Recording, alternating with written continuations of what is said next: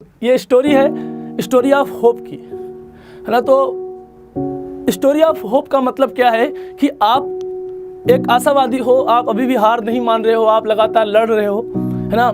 और एक बच्चे की कहानी है जो क्लास 9th का था, और 9th का बच्चा जो है मुझसे मुलाकात हुई थी बारिश के दिन में। मैं बारिश के दिन जो है बाहर छाता लेके जो है बाहर निकल रहा था सड़क पे, तो एक बच्चा जो है सामने मुलाकात हुई। वो बैग में, बारिश में भीगता हुआ बैग में जो है कुछ सामान बेच रहा था। मतलब उसके हाथ में कुछ सामान थे, मोजे वगैरह थे और बैग था पीछे। उस बैग में वो सामान बेच रहा था और वो बोल रहा था, भैया मुझसे कुछ ये मोजे ले लो। तो मैंने उससे बोला कि नहीं मेरे पास मोजे हैं। तो उसने फिर बोला कि भैया प्लीज़ ले लो। फिर मैंने बोला नहीं बेटा, मुझे है वो। मैं छाते में था, वो बारिश में भीग रहा था। उस टाइम मुझे इतना याद नहीं आया, लेकिन जस्ट कुछ सेकंड बाद में समझ में आया कि आखिर ये बारिश में भीगता हुआ मोजे क्यों बेच रहा है।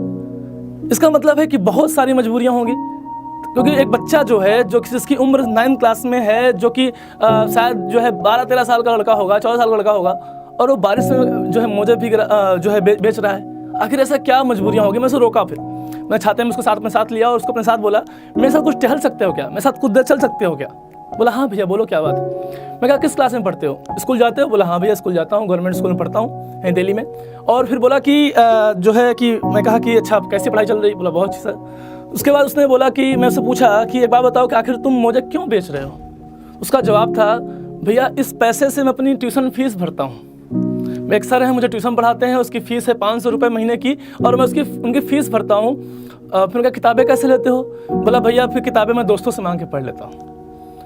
और मैं पूछा घर में कौन कौन है। बोला मम्मी है, एक सिस्टर है। मैं कहा पापा। बोले पापा नहीं है।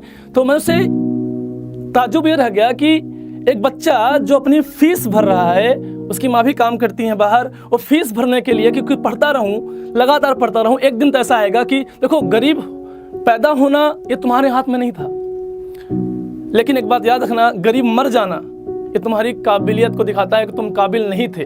भगवान ने तुम्हें 2 हाथ 2 पैर दिए हैं, है ना। तो आपको याद रखना है, गरीब पैदा होना तुम्हारी किस्मत में नहीं है, वो तो किस्मत का खेल है, भगवान जहाँ पैदा कर दे। लेकिन आप लड़ सकते हो, है ना।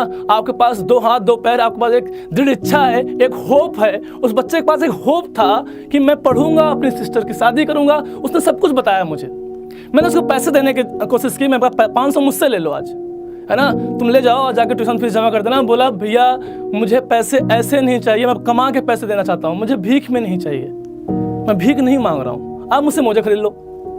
तो मैंने उससे मोजे खरीदे, मैंने उसे खाने के लिए कुछ कहा, तब भी उसने मना कर दिया। लेकिन उससे एक चीज़ सीखने को मिली कि वो लड़ रहा था, वो अपने सिचुएशन से लड़ रहा था बेटा। और ये कहानी सिर्फ इसलिए सुना रहा हूँ आपको कि लोग जो है छोटी छोटी चीज़ों से कि यार सब कुछ है उनके पास, कोचिंग भी कर रहे हैं, किताबें भी हैं, फिर भी हार मान के बैठे हैं, सर टाइम नहीं है, सर वो नहीं है। वो बच्चा पूरे दिन मोजे बेचने के बाद शाम को 6 बजे से लेके 6 बजे ट्यूशन जाता, पढ़ता, 6 से 8 ट्यूशन पढ़ने के बाद 8 बजे बाद जाता घर पे, अपनी बहन को पढ़ाता। तो उसने सब कुछ बताया मुझे अपना। तो आप सोचो कि आपके पास बहुत कुछ है बेटा। ये रियल स्टोरी है जो मेरे उस बच्चे के बीच में घटी थी और जस्ट सामना हुआ था। ऐसे मेरी क्यूरियोसिटी थी आखिर ऐसा क्यों कर रहा है।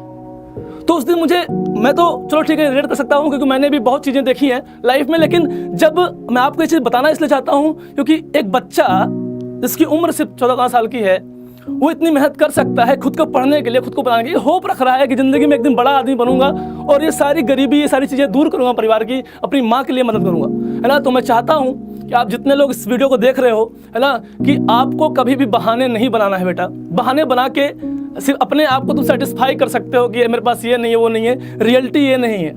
आप चाहो तो सब कुछ कर सकते हो, सब पॉसिबल। हमेशा एक नया वे, हमेशा एक नया तरीका हमेशा रहता है बेटा।